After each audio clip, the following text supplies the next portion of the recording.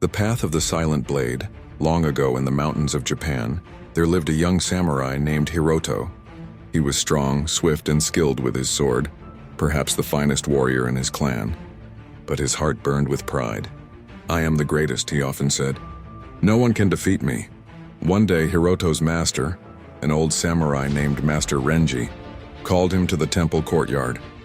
"You fight well, Hiroto," said the old man, "but your sword speaks louder than your heart. Go into the world and learn what it means to truly win." Hiroto bowed, puzzled but obedient. With only his sword and his master's parting words, he began his journey. Hiroto came upon a farmer struggling to push his ox through a muddy field. "Why waste your time in the dirt?" Hiroto asked. "Strength should be used for greater things." The farmer smiled. "Warriors protect life. I grow it. Is one greater than the other?" Hiroto had no answer. That night, as he watched the man work by moonlight, he realized that strength could serve quietly, not just in battle, but in building peace. Days later, Hiroto met a bandit on a bridge who challenged him. They drew their swords and Hiroto was ready to strike, when an old woman carrying water appeared, trembling. The bandit laughed and lowered his blade. "Another time," he said, stepping aside so the woman could pass. Hiroto frowned. "Why did you spare her?" The bandit shrugged.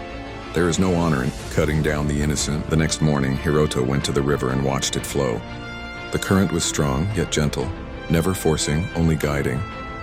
He realized wisdom was like that river, powerful not because it destroys, but because it endures. Weeks later, Hiroto reached a village attacked by thieves. Without hesitation, he drew his sword and fought fiercely, driving them away. The villagers bowed in gratitude, but one child asked, "Will they come back, samurai?" Hiroto thought deeply. Fighting had saved the day then, but not the future. So he stayed for weeks, teaching the villagers how to defend themselves, rebuild their homes, and find courage. When the bandits returned, they found not a helpless village, but a united one. They fled, never to return. That night, an old woman placed her hand on Hiroto's shoulder. A true warrior doesn't just fight battles, he prevents them. Months later, Hiroto returned to Master Renji. The old man studied his student's calm face and the sword still resting in its sheath. "You have changed," the master said softly. "Tell me, what have you learned?" Hiroto bowed deeply. "I learned that strength without purpose is noise. Honor without compassion is emptiness, and victory without peace is defeat." Renji smiled. "Then your sword has finally found its silence." From that day forward, Hiroto became known not for how many enemies he defeated, but for how many battles he prevented. The moral: true wisdom is not found in power or pride, but in patience, compassion, and the courage to bring peace where others bring war.